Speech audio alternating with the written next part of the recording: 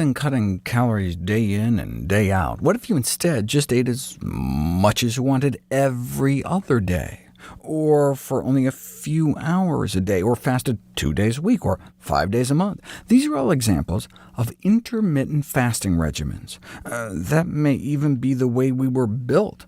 3 meals a day may be a relatively novel behavior for our species. For millennia, our ancestors may have only consumed only one large meal a day, or went several days at a time without food. Intermittent fasting is often presented as a means of stressing your body in a good way. There's a concept in biology called hormesis, which can be thought of as the that which doesn't kill you makes you stronger principle. Exercise is the classic example where you put stress on your heart and muscles, and as long as there's sufficient recovery time, you are all the healthier for it. Is that the case with intermittent fasting? Mark Twain thought it was. A little starvation can do more for the average sick man than can the best medicines and the best doctors. Not just a restricted diet, but total abstention from food for 1 or 2 days. But Twain also said, many a small thing has been made large by the right kind of advertising. Is the craze over intermittent fasting just hype? Many diet fads have their roots in legitimate science, but over time, facts can get distorted, benefits exaggerated, and risks downplayed.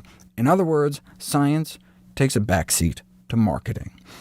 At the same time, you don't want to lose out on any potential benefit by dismissing something out of hand based on the absurdist claims of overzealous promoters. You don't want to throw the baby out with the baby fat. Religious fasting is the most studied form of intermittent fasting, specifically Ramadan, a month-long period in which devout Muslims abstain from food and drink from sunrise to sunset. The effects are complicated by a change in sleeping patterns and also thirst. The same dehydration issues arises with Yom Kippur, when observant Jews stop eating and drinking for about 25 hours.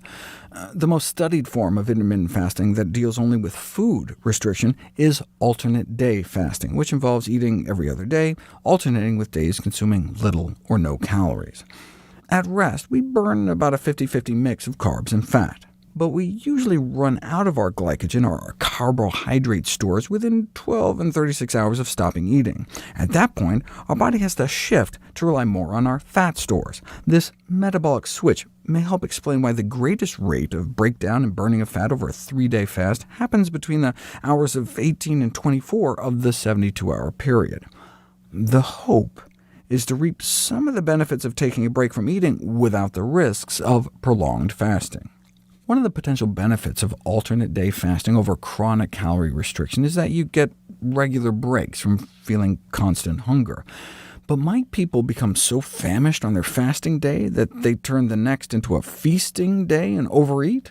If you ate more than twice as much as you normally would, then that presumably would defeat the whole point of alternate day fasting.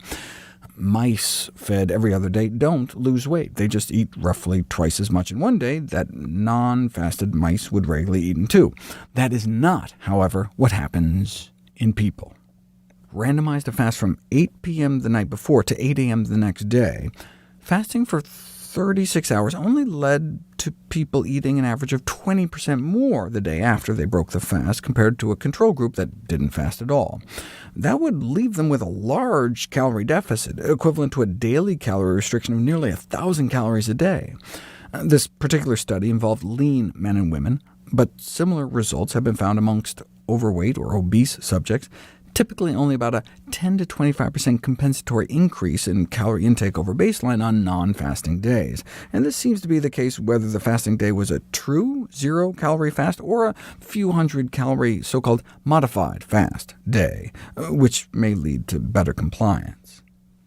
Some studies found study subjects appeared to eat no more or even less on days after a day-long mini-fast. Even within studies, great variability is reported. In a 24-hour fasting study where folks ate an early dinner and then had a late dinner the next day after skipping breakfast and lunch, the degree of compensation at the second dinner ranged from 7% to 110%. This means some got so hungry by the time supper rolled around that they ate more than 24 hours worth of calories in a single meal. The researchers suggested that perhaps people first try test fasts to see how much their hunger and subsequent intake ramps up before considering an intermittent fasting regimen.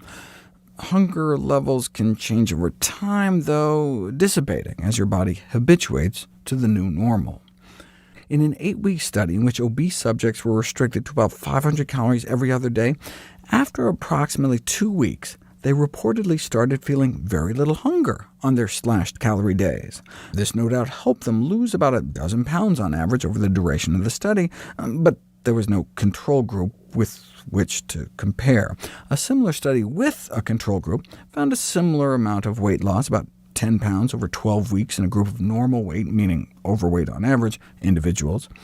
For these modified regimens, where people are getting prescribed 500 calories on their quote-unquote fasting days, researchers found that from a weight loss perspective, it did not appear to matter whether those calories are divided up throughout the day or eaten in a single meal. Instead of prescribing a set number of calories on fasting days, which many people find difficult to calculate outside of a study setting, a pair of Iranian researchers instead came upon a brilliant idea of unlimited above-ground vegetables. Starchy root vegetables are relatively calorie-dense compared to other vegetables, but vegetables that grow above the ground, including stem vegetables like celery and rhubarb, flowering vegetables like cauliflower, leafy vegetables like, well, leafy vegetables, and then all the fruits we tend to think of as vegetables like tomatoes, peppers, okra, eggplant, string beans, summer squash, zucchini. So instead of just prescribing a certain number of calories for their fasting days, subjects alternated between their regular diet and helping themselves every other day to an all-you-can-eat above-ground vegetable feast, along with naturally non-caloric beverages like green tea or black coffee. After 8 weeks, subjects lost an average of 13 pounds and 2 inches off their waist.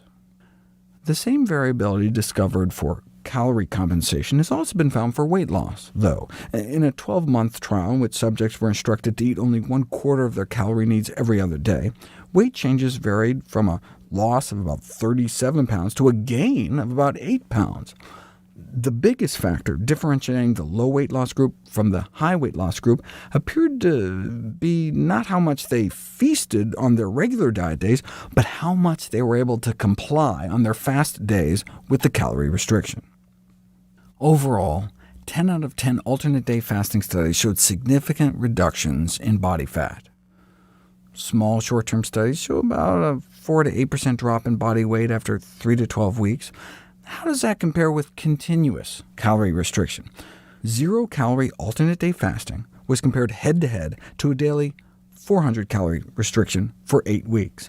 Both groups lost the same amount of weight, about 17 pounds, and in the follow-up check-in 6 months later, after the trial ended, both groups had maintained a similar degree of weight loss, still both down about a dozen pounds. The hope that intermittent fasting would somehow avoid the metabolic adaptations that slow weight loss or improve compliance don't seem to have materialized. The same compensatory reactions in terms of increased appetite and a slower metabolism plague both continuous and intermittent caloric restriction, and the largest, longest trial of alternate-day fasting found that may even be less sustainable than more traditional approaches. By the end of the year, the dropout rate of the alternate-day fasting group was 38%, compared to 29% in the continuous calorie restriction group. Though to date, alternate-day fasting regimens haven't been shown to produce superior weight loss, for the individuals that may prefer this pattern of calorie restriction, are there any downsides? We'll find out next.